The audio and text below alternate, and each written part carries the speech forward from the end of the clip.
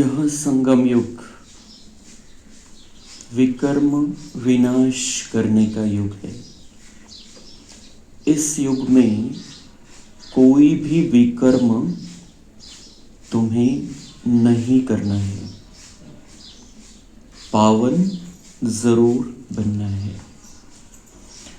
प्रश्न, अतीन्द्रिय सुख का अनुभव किन बच्चों को हो सकता है?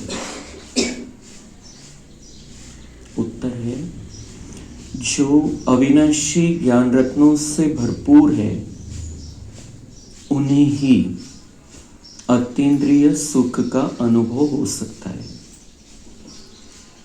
जो जितना ज्ञान को जीवन में धारण करते हैं उतना साहूकार बनते हैं। अगर ज्ञान रत्न धारण नहीं तो गरीब है। बाप तुम्हें पास्ट, प्रेजेंट, फ्यूचर का ज्ञान देकर त्रिकालदर्शी बना रहे हैं। Om Shanti. Om Shanti. Past so present चल रहा है, फिर यह जो प्रेजेंट है वह पास्ट हो जाएगा।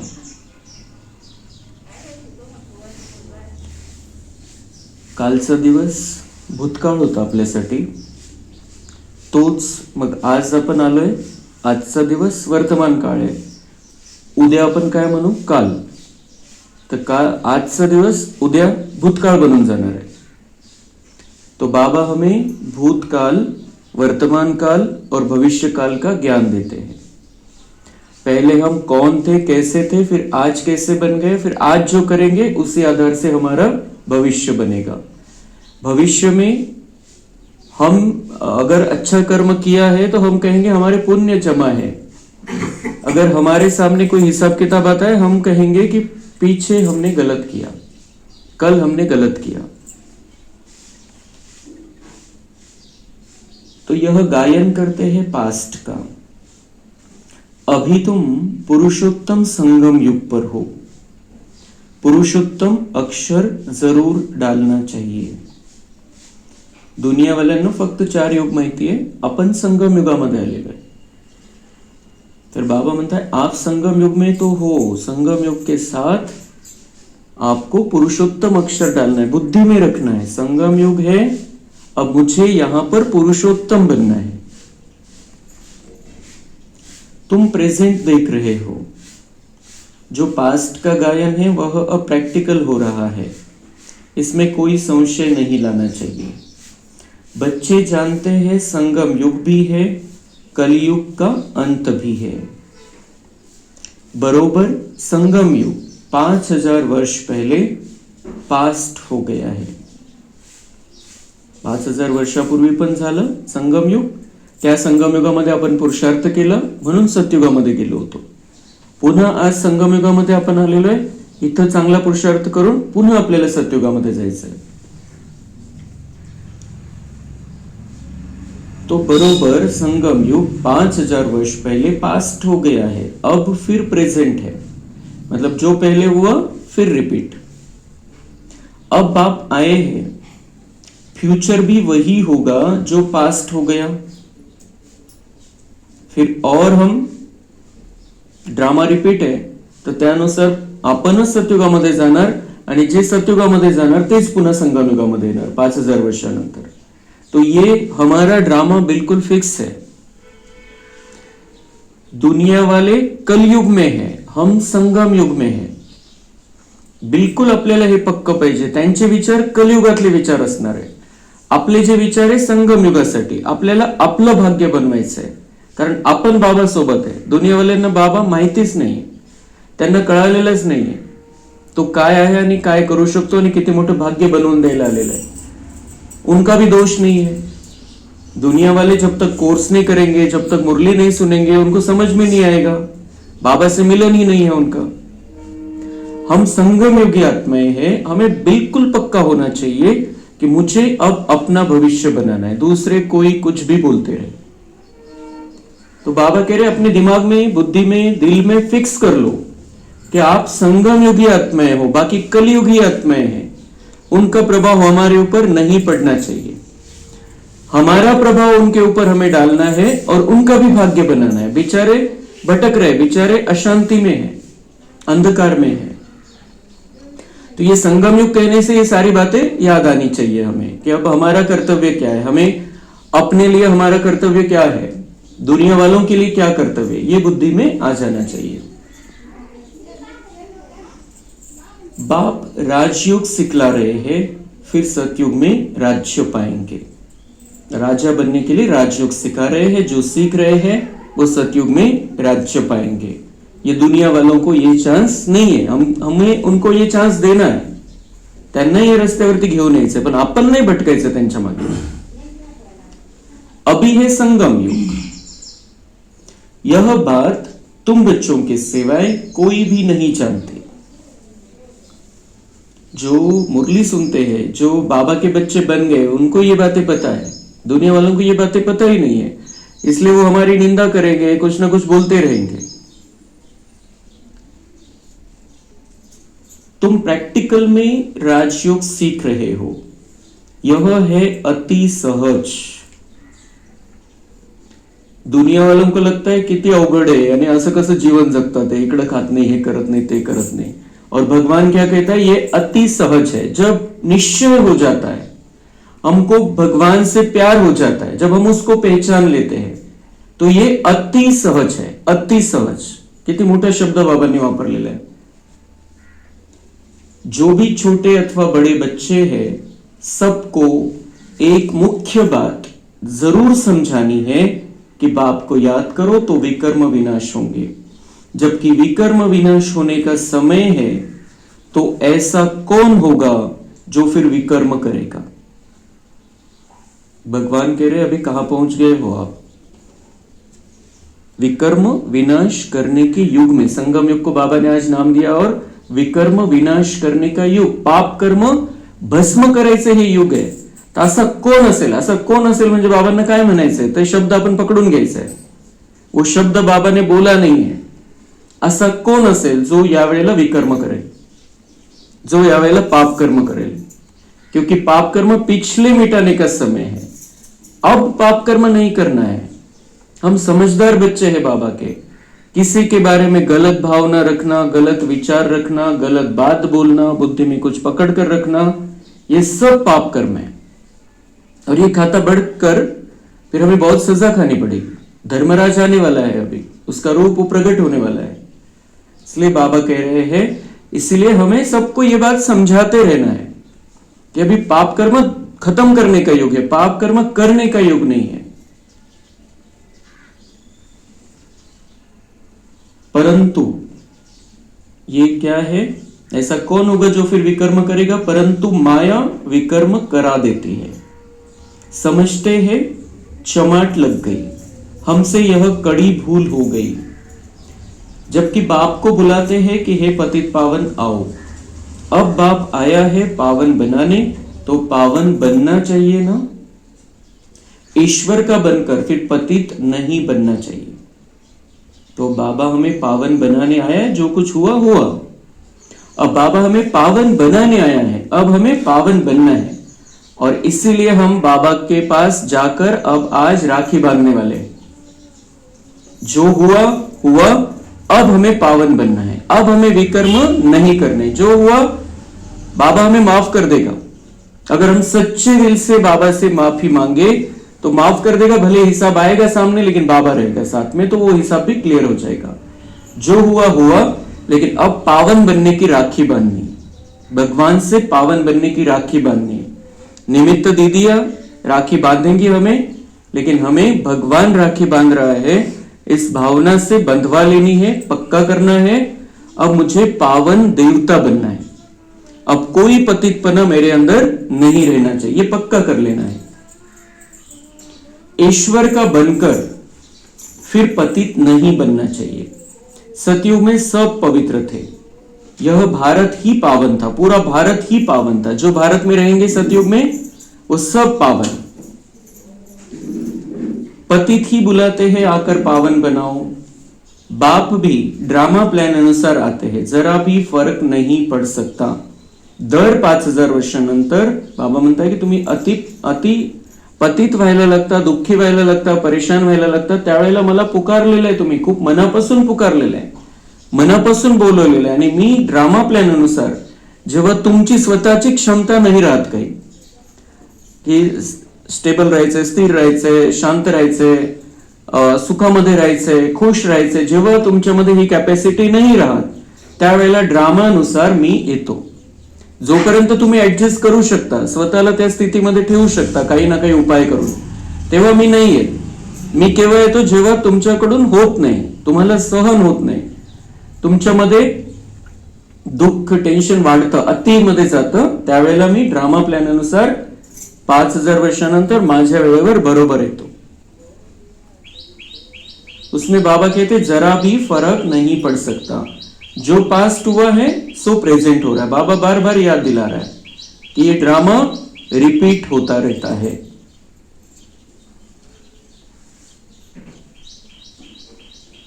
पास्ट प्रेजेंट फ्यूचर को जानना, उनको ही त्रिकालदर्शी कहा जाता है.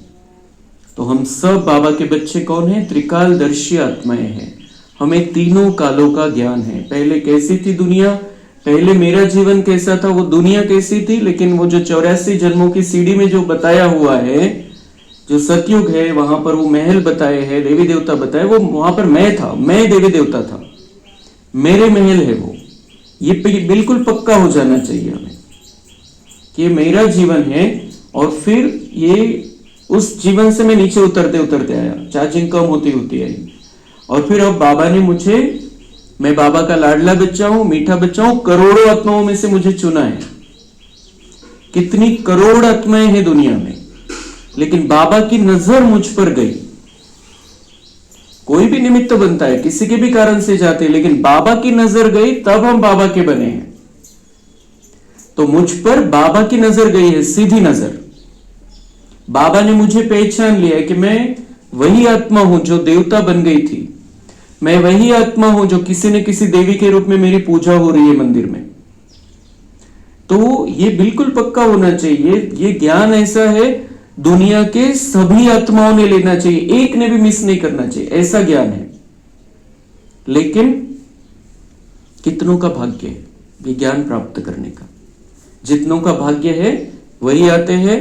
दूसरों के लिए शुभ भावना रखनी है हमें, उन्हें भी लेकर आने का प्रयास करना है, लेकिन वो नहीं आते हैं, अपना पुरुषार्थ ऊंचा उठाते चलना है.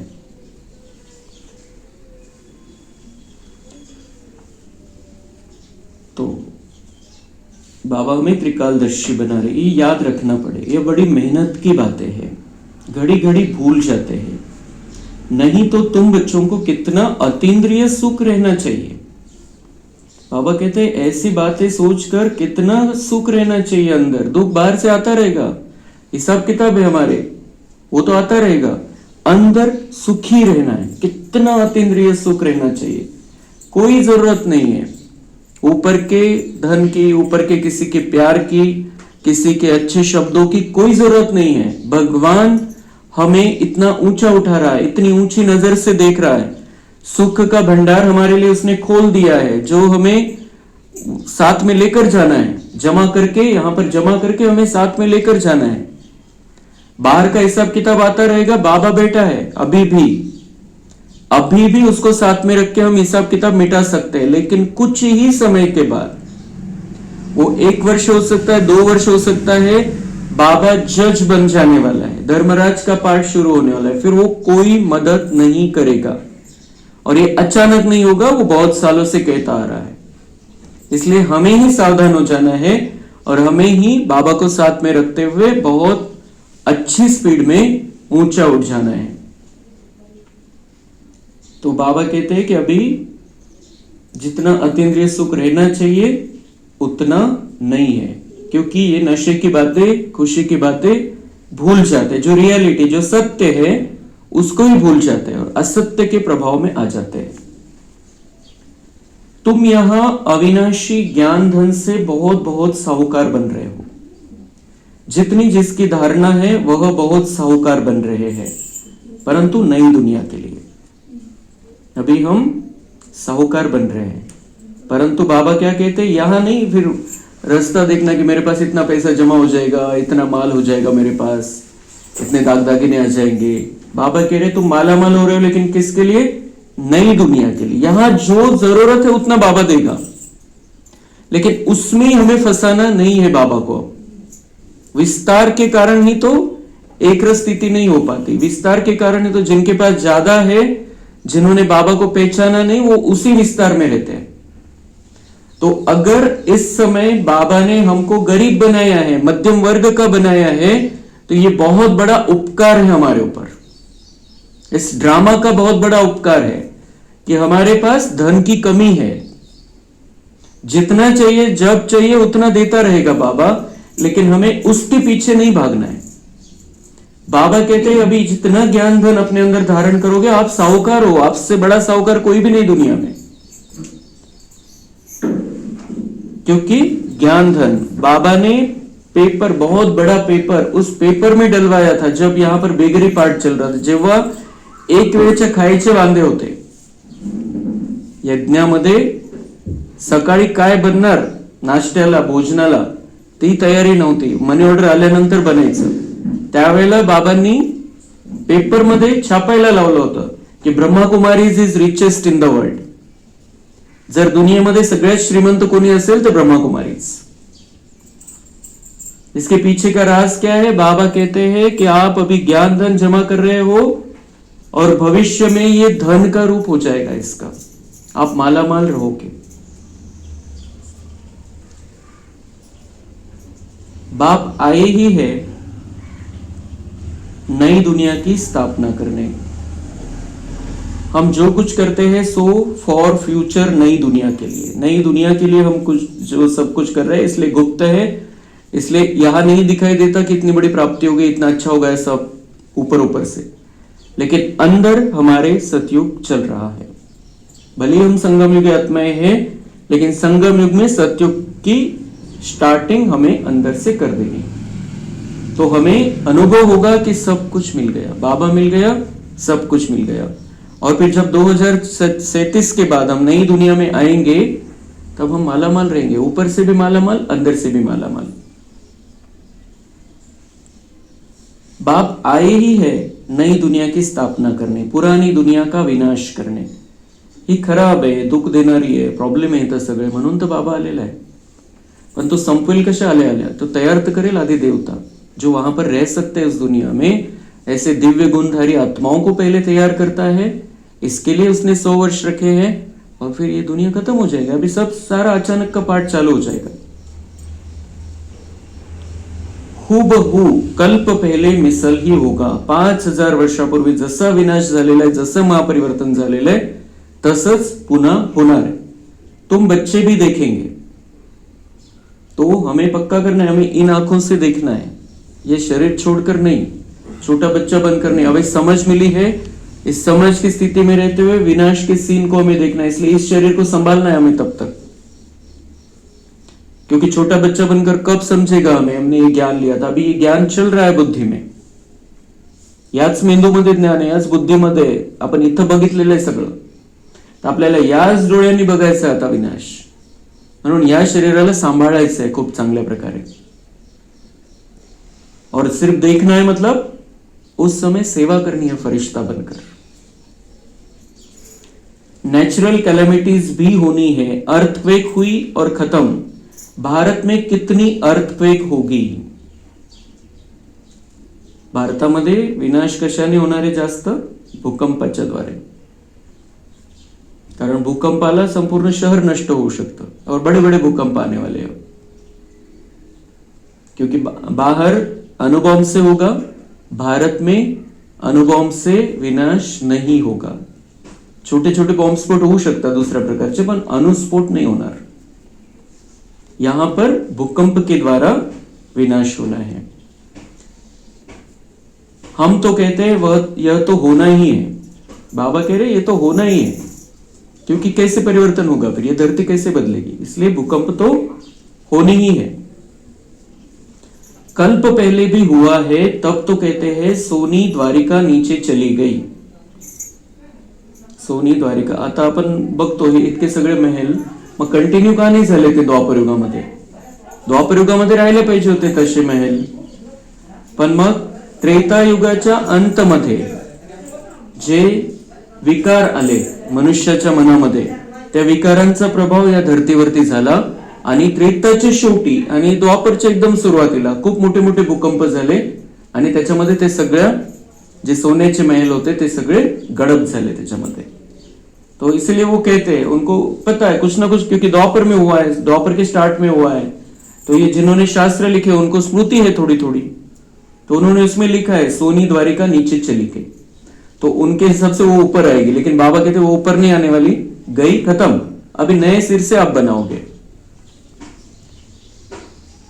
तो बच्चों को यह अच्छी रीति बुद्धि में बिठाना चाहिए कि हमने 5000 वर्ष पहले भी यह नॉलेज ली थी, इसमें जरा भी फर्क नहीं. बाबा 5000 वर्ष पहले भी हमने आपसे वर्षा लिया था, हमने अनेक बार आपसे वर्षा लिया है, उसकी गिनती नहीं हो सकती. आपलंच भाग्य आहे, आपणच बाबांचे बनतो, आपणच वारसा घेतो बाबांकडून. दुनिया वाले नहीं लेंगे. जो हमें विरोध करते हैं, जो हमें यहाँ आने नहीं देते, जो कुछ ना कुछ बोलते रहते उल्टा सुल्टा, उन्होंने वर्षा नहीं लिया था आज तक के हिसाब से.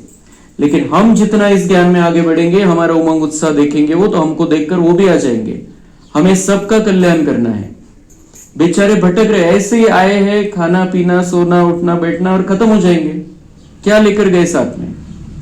और हम तो, बाबा ने कहा है कि वो सिकंदर भी खाली हाथ गया, इसलिए उसने हाथ बाहर निकाले थे, बाहर निकालने को लगाया उसने कि मैं कुछ साथ नहीं लेकर जा रहा हूं. लेकिन भगवान कहते हैं कि मेरे बच्चे बहुत कुछ लेकर जाने वाले हैं साथ में, क्योंकि गुप्त कमाई है और ये लेकर हम जाएंगे. सतयुग में वो ओपन होगी वो कमाई सब. तो ये बाबा कह रहे हैं आप अपने बुद्धि में पक्का कर लो कि हमने अनेक बार वर्षा लिया, हमारा भाग्य, हम बहुत भाग्यवान आत्माएं हैं कि हमें बाबा मिल गया. कितनी बार तुम विश्व के मालिक बनते हो फिर फकीर बनते हो. आप कैसे हो गई हालत? फकीर हो गए हैं. मतलब पैसे से तो है, लेकिन सुख शांति प्रेम आनंद ज्ञान पवित्रता शक्ति ये भी बाहर से ढूंढ रहे, और हम तो माला माल थे, ये सब कुछ हमारे ही अंदर था. तो बाबा कहते जब आप फकीर बन जाते हो तब फिर से मैं आपको मालिक बनाने आ जाता हूं. इस समय भारत पूरा फकीर है. पूरे भारत की यह हालत है. जो भारत सतयुग था, सोने की चिड़िया थी, उस पूरे भारत की यह हालत है. तुम लिखते भी हो ड्रामा प्लान अनुसार. यह ड्रामा, वह ड्रामा अक्षर नहीं कहते, उनका प्लान ही अपना है. उनको पता नहीं है, दुनिया वालों को या सरकार को, वो अपने प्लान बनाते रहते, उनको पता ही नहीं है ड्रामा बना हुआ है. तुम कहते हो ड्रामा के प्लान अनुसार हम फिर से स्थापना कर रहे हैं 5000 वर्ष पहले मौफिक. तो ये बाबा बार बार आज याद दिला रहा है कि ये 5000 वर्ष का ड्रामा है, फिर से रिपीट होगा, फिर से तुम बाबा के बनोगे, फिर से देवता बनने वाले, आपका ही पार्ट है. तो इस पार्ट को पहचान लेना है और देवता बनना है. तो देवता जैसा यहां रहना हमें चालू करना है, उतना भाग्य बनाना है. कल्प पहले जो कर्तव्य किया था सो अब भी श्रीमत द्वारा करते. अभी बाबा श्रीमत दे रहा है, 5000 वर्ष पहले भी दी थी, उस श्रीमत से हमने अपना भाग्य बनाया था. अब बाबा फिर से श्रीमत दे रहा है, अब हमें फिर से अपना भाग्य बनाना है. तो ये जितना हम अपने अंदर रिपीट करेंगे उतना पक्का होता जाएगा. हर मिनट हमें ध्यान रहेगा कि मुझे अपना भाग्य बनाना है, अभी खराब नहीं करना है. कर लिया मैंने जो करना था. 63 जन्म हो गए खराब करते करते. इस एक जन्म में इतना बड़ा चांस बाबा ने दिया है कि पूरे 5000 वर्ष का सुंदर भाग्य में बना लो. श्रीमत द्वारा ही शक्ति लेते हैं. तो ये श्रीमत बाबा की मिलती है मुरली से, और बाबा कह रहे हैं श्रीमत द्वारा शक्ति, योग द्वारा शक्ति लेते हैं वो अलग. लेकिन जब श्रीमत ले रहे हैं, जब मुरली सुन रहे हैं, तब बाबा की याद में अगर हम हैं तो उन शब्दों के साथ हमारे अंदर शक्ति भी आ जाएगी उसको करने की. तो बाबा सुना रहा है, भगवान मुझसे सीधी बात कर रहा है, मुझ अकेले को देखकर बाबा बात कर रहा है. ये अगर बुद्धि में रहेगा तो उस बाबा के महावाक्यों के साथ हमारे अंदर शक्ति भी भरती जाएगी. क्योंकि बाबा का क्लास ऐसे ही नहीं चलता है, बाबा की शक्ति कार्य करती है. और अगर हम बहुत एकाग्रता से अगर मुरली सुन रहे हैं तो मुरली के साथ, उन शब्दों के साथ बाबा हमारे अंदर शक्ति भी भरता जाता है। शिव शक्ति नाम भी है ना, तो तुम शिव शक्तिया देविया हो जिनका मंदिर में भी पूजन होता है। भगवान कह रहा है ये मंदिरों में अलग अलग देवियों का पूजन होता है, ये कौन है, अभी कहां पर और क्या कर रही है फिर? इतके एक एक 2-2 किलोमीटर वरती देवींचे मंदिर आहे वेगवेगळे, 5 किलोमीटरवर 10 किलोमीटरवर, तेवढा एरिया तर सांभाळायचं त्यांनी. मग जर ती देवी आहे आणि चैतन्यमध्ये आहे आणि त्या मूर्तीमध्ये आणि त्या मंदिरामध्ये, तर त्यांनी तेवढा एरिया कव्हर करायचं, सगळी दुनिया चांगली राहिली असती. मंदिर का मतलब ही क्या है? जब हम संगम युग में है, संगम युग में हम उस स्वरूप में रहते हैं, और वो जो मंदिर बनाए हैं बहुत भावना से लोग जाते थे जब, तब उन मंदिरों ने काम किया है, उन मंदिरों की मूर्तियों के द्वारा उनको भासना आई है. तो बाबा ने रविवार के दिन कहा था कि अभी आप जो कर रहे हैं ये वाइब्रेशन हवा में रहते हैं, और फिर उन मंदिरों के द्वारा, आपकी मूर्तियों के द्वारा सेवा होती है. लेकिन आज वो भावना नहीं रही है, जो भक्तों की भी चार्जिंग पूरी खत्म हो गई है, इसलिए उस भावना से मंदिर में नहीं जाते, इसलिए वो कैच नहीं कर पाते, इसलिए उन मंदिरों का और मूर्तियों का भी कुछ मतलब नहीं रहा है आज के दिन में. द्वापर में था, कलयुग में भी कुछ समय तक था, लेकिन अभी प्रभाव नहीं है क्योंकि सब तमो प्रधानात्मा है, इसलिए उसका प्रभाव नहीं निकलता है. तो वो देविया कौन सी है? वो वाइब्रेशन हमारे चल रहे थे, तो हमारे भी वाइब्रेशन तमो प्रधान हो गए. इस कारण उन मंदिरों से और उन मूर्तियों से सेवा अभी नहीं हो रही है. अभी बाबा कहते हैं आप चैतन्य में हो, तो आपको ये सेवा फिर से करनी, जैसे 5000 वर्ष पहले की थी.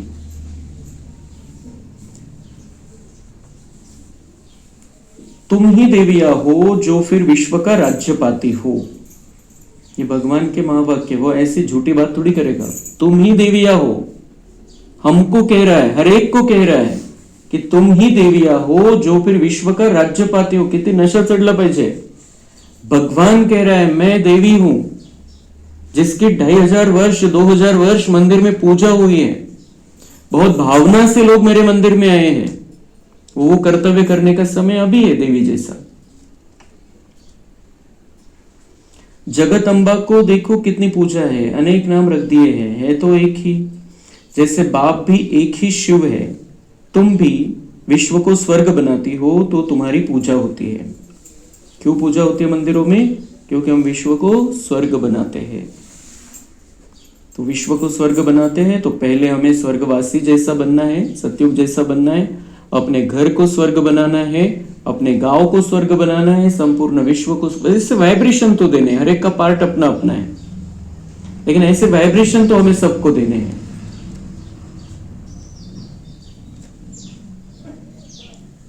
हमारे घर में कोई आए तो उनको महसूस होना चाहिए हम आश्रम में आ गए. कितना शुद्ध वातावरण है यहाँ पर, कितनी शुद्धता से ये लोग रहते हैं, कितनी शुद्ध वाइब्रेशन है, कितने शुद्ध शुभ विचार है इनके. ऐसा हमारे घर में आने के बाद भी लगना चाहिए. तो हर घर, बाबा के बच्चे का हर घर स्वर्ग बन जाना चाहिए. फिर इस धरती पर स्वर्ग आएगा.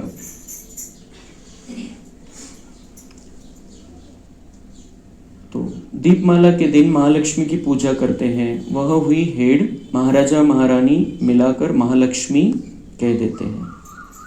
अब ये महालक्ष्मी भी महालक्ष्मी क्यों कहते हैं? बाबा कहते हैं वो महाराजा और महारानी, मतलब नारायण और लक्ष्मी दोनों मिलके महालक्ष्मी नाम है. अभी अलग अलग बाबा नया नया कुछ बोलता रहता है. महालक्ष्मी क्यों कहते हैं? क्योंकि उसमें नारायण भी ऐड है, महालक्ष्मी, और उसी का स्वरूप विष्णु के रूप में भी है, तो उसमें दोनों आ जाते हैं. हम भी महालक्ष्मी की पूजा करते थे. तो मतलब महालक्ष्मी की पूजा करते थे क्या? ब्रह्मा बाबा अपना अनुभव सुना रहे. मैं भी महालक्ष्मी की पूजा करता था, लेकिन सिर्फ महालक्ष्मी को ही देखते थे. बाबा बता रहे वो दोनों है, लक्ष्मी नारायण दोनों से मांगते हैं.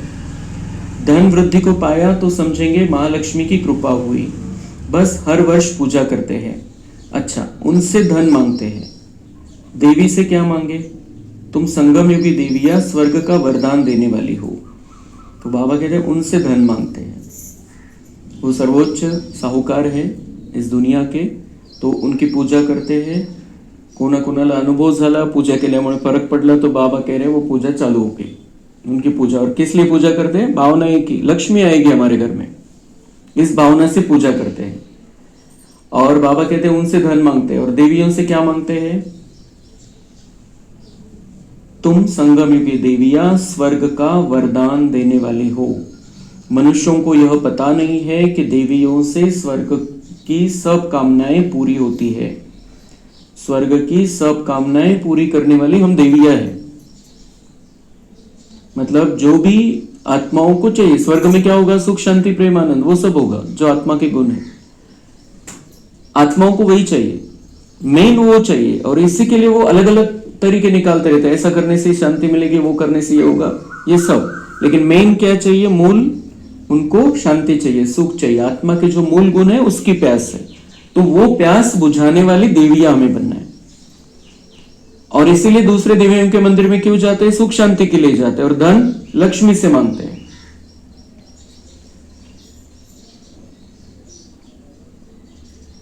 तुम देवियां हो ना, बार बार रिपीट कर रहा है बाबा कि तुम देवियां हो ना, पक्का करो अपना ये स्वरूप। मनुष्यों को ज्ञान दान करती हो जिससे सब कामनाएं पूर्ण कर देती हो। फिर ये सब कामनाएं कैसे पूर्ण होती है? ज्ञान देने का काम करना है, ये रास्ता बताने का काम करना है, उनको बाबा का बनाना है। जो ज्ञान बाबा से मिलता है वो ज्ञान उनको देना है। मतलब उनको अच्छी अच्छी बातें समझानी है। बाकी ये जो ज्ञान की बात है वो तो बाबा का बनने के बाद, मुरली सुनने के बाद समझ में आएगी। कोर्स करने के लिए लेकर आ सकते हैं, लेकिन उन्हें सबसे पहले बाबा का परिचय देना है, खुद का परिचय देना है और दुनिया की हालत बतानी, बस। तो ये ज्ञान दान करना है और उनको इस रास्ते पर हमें लेकर आना है। ये देवी का पार्ट, मतलब माताएं हो या भाई हो, हमारा देवी का पार्ट है।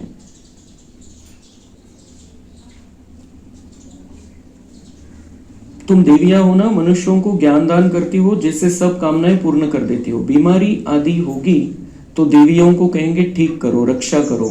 अनेक प्रकार की देवियां हैं। तुम हो संगम युग की शिव शक्ति देवियां।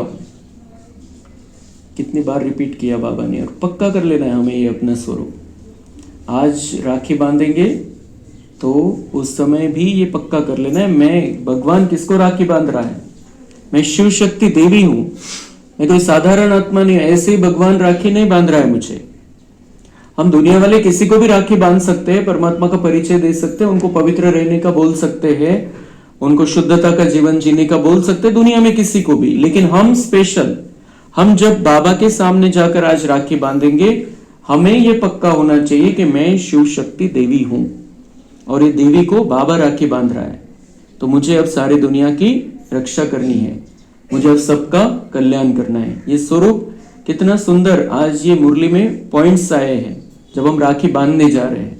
तो ये सारी बातें हमें पक्की कर लेनी। जो हुआ आज तक हुआ, अब आगे से हमारा आज से जो जीवन है वो बिल्कुल नया हो जाना चाहिए।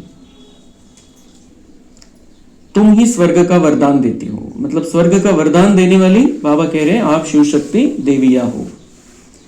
बाप भी देते हैं, बच्चे भी देते हैं। बाबा कहते हैं जैसे मैं वरदान देता हूं वैसे तुम्हारा भी वही पार्ट होना चाहिए, तुम्हें भी सबको वरदान देना है। अभी किसी को भी श्राप नहीं देना है, कोई कैसी भी आत्मा हो श्राप नहीं देना है, सबके कल्याण का सोचना है। सब बाबा के बच्चे हैं, अभी वो पहचानते नहीं वो अलग बात है, ये सब बाबा के बच्चे, इसलिए किसी को भी श्राप नहीं देना है, किसी के बारे में गलत भावना मन में नहीं रखनी है। मतलब कोई ज्ञान में नहीं आता है उसके बारे में भी गलत भावना नहीं रखनी है, सबको वरदान देना है, सबके कल्याण का ही सोचना है।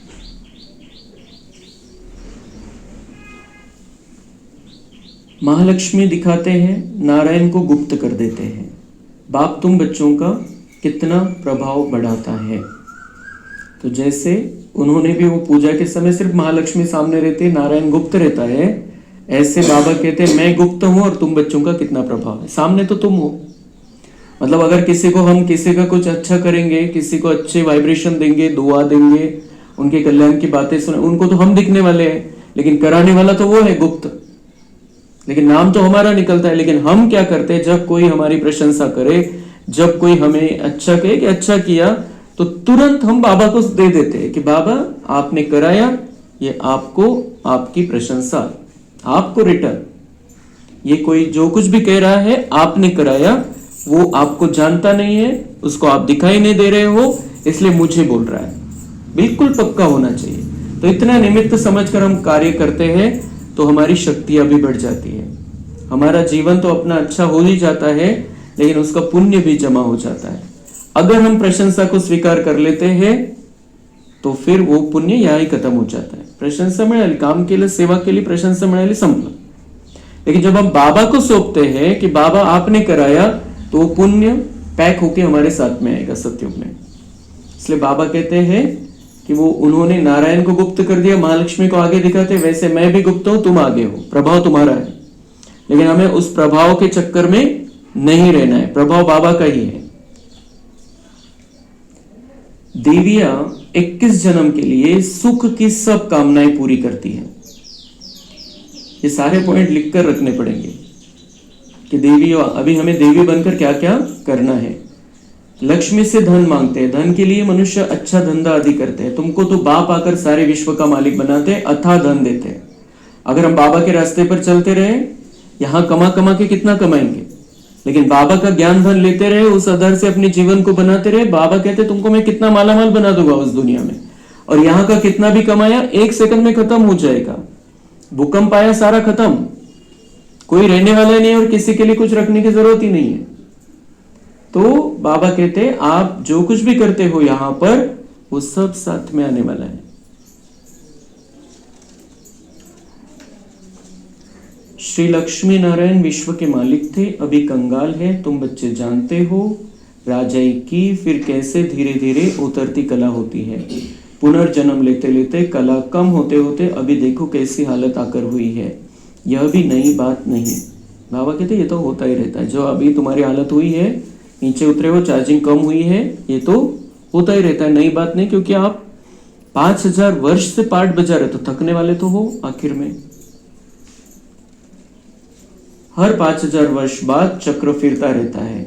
अभी भारत कितना कंगाल है, रावण राज्य है, कितना ऊंच नंबर 1 था, अभी लास्ट नंबर है। लास्ट नंबर में न आए तो नंबर 1 में कैसे जाए। त्यावेळेला ज्यावेळेला बाबांनी मुरली चालवली होती, भारताचा कुठंच नंबर नव्हता, खूप खालच्या लेवलला होता भारत।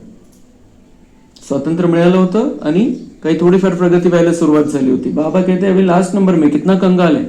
लेकिन आज हम देखते हैं कि भारत धन के मामले में भी अभी 4 नंबर पे आ गया है पूरे विश्व में। 190 देश, 192 देश है पूर्ण जगामध्ये, आणि त्याच्यामध्ये 4 नंबर वरती भारत है, भारताची अर्थव्यवस्था। बहुत सारी बातों में भारत अब पहले 10 नंबर में है। लेकिन जब बाबा की मुरली चली थी तब नीचे हो गया था, और बाबा ने उसी समय बता दिया था कि अभी भारत कितना कंगाल है, रावण राज्य है, कितना ऊंच नंबर 1 था, अभी लास्ट नंबर में, लास्ट में न आए तो नंबर 1 में कैसे जाए।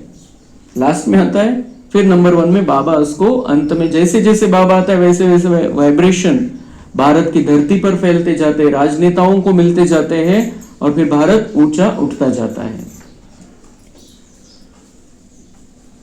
धीरज से अगर विचार सागर मंथन करें तो सब बातें आप ही बुद्धि में आ जाएगी। कितनी मीठी मीठी बातें हैं, कितनी मीठी मीठी बातें हैं। समय बहुत लगता है, लेकिन समय पूरा हो जाता है जल्दी से।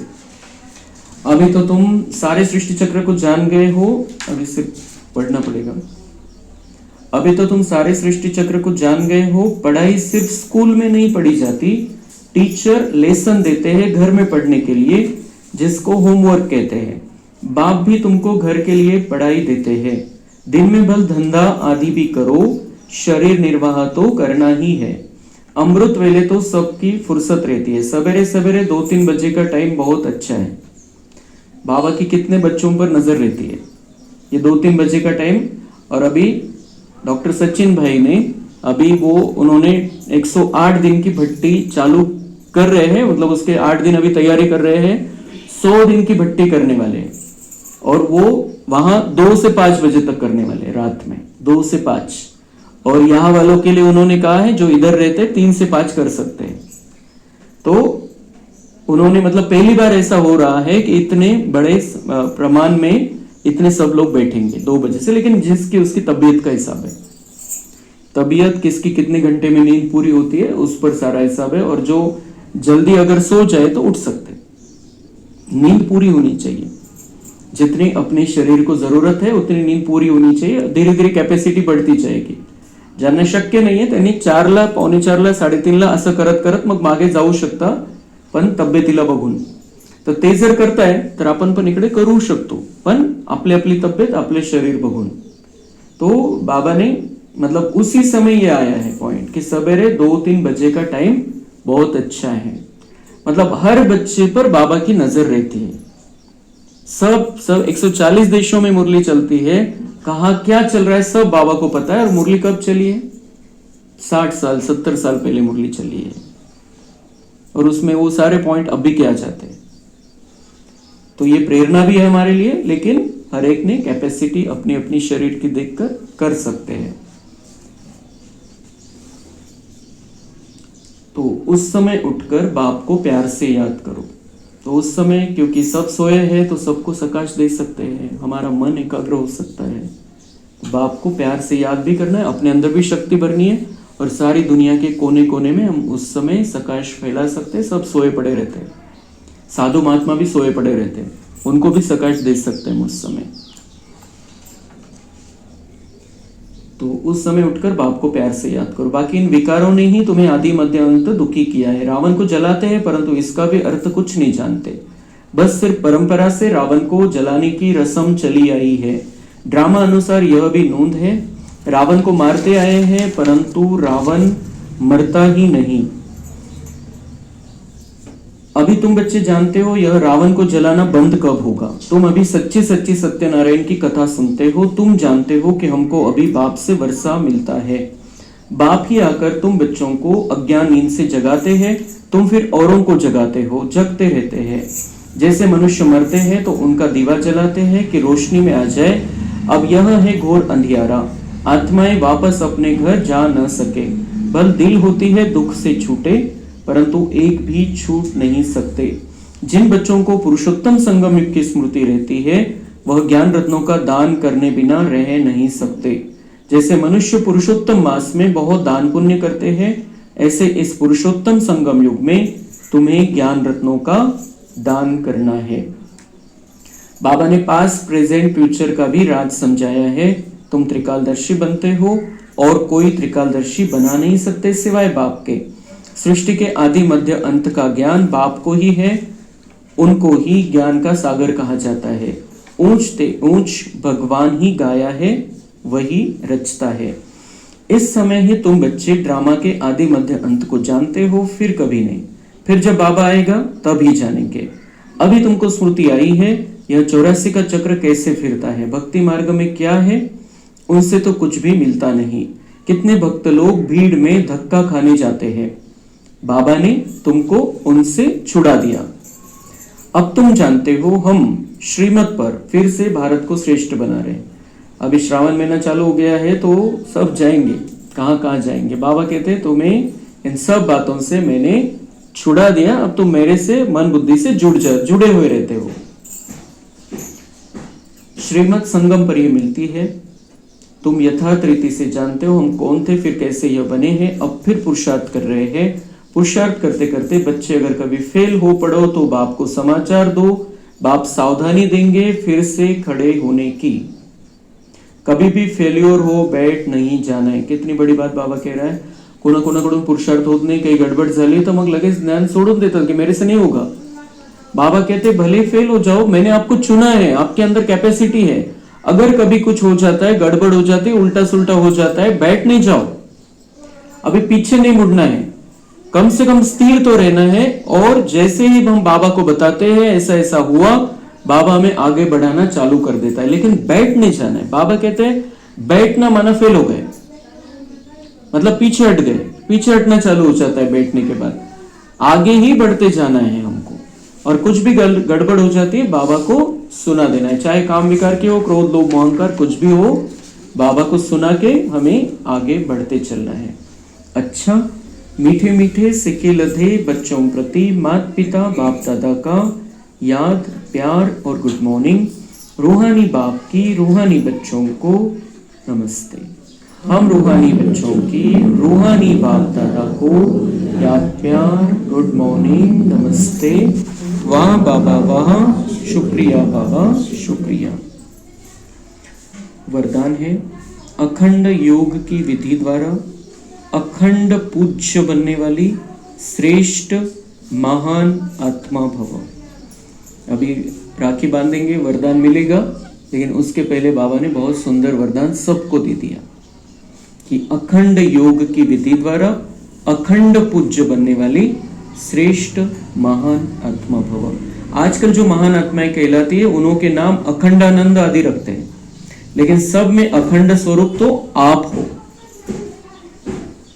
कितना ऊंची नजर से बाबा हमको देखता है। वो अखंडानंद कुछ भी नाम रखेंगे दुनिया भर के जो बड़े बड़े साधु सन्यासी, लेकिन बाबा कह रहे अखंड स्वरूप तो आपका है। वो नाम के लिए है। और कैसे अखंड स्वरूप है? आनंद में भी अखंड, मतलब खंड नहीं पड़ने वाला कभी भी। सुख में भी अखंड। सावधानी क्या है? सुख में भी अखंड, आनंद में भी अखंड। सिर्फ संग दोष में न आओ। सिर्फ संग दोष में कोणाचा प्रभाव पडला की मग खंड पडलाच। सुख शांति आनंदामध्ये। ये दुनिया वाले जो कलयुग की आत्मा है उनके अपने विचार होते हैं। हमें बाबा रोज विचार देता है, सुबह सुबह उसी विचार में रहना है। बाबा ने क्या कहा? इसके बाहर जाना ही नहीं है। ती चाकोरी सोडायचीच नाही तर प्रॉब्लेमच प्रॉब्लेम है। ती भटकवणारी माया है। हमें अखंड रहना है, सुख में, शांति में, आनंद में। तो बाबा कहते संग दोष से बचो। कौन क्या कह रहा है, वो कौन क्या कर रहा है, उसमें नहीं जाना है। हमें फोकस करना है, मुझे देवी का स्वरूप अपने अंदर धारण करना है। स्लोगन है दिव्य बुद्धि ही साइलेंस की शक्ति का आधार है। अव्यक्त इशारे। जो अपनी सूक्ष्म शक्तियां मन बुद्धि को हैंडल कर सकता है वह दूसरों को भी हैंडल कर सकता है। इसलिए स्व के ऊपर कंट्रोलिंग पावर, रूलिंग पावर हो तो यही यथार्थ हैंडलिंग पावर बन जाती है। चाहे अज्ञानी आत्माओं को सेवा द्वारा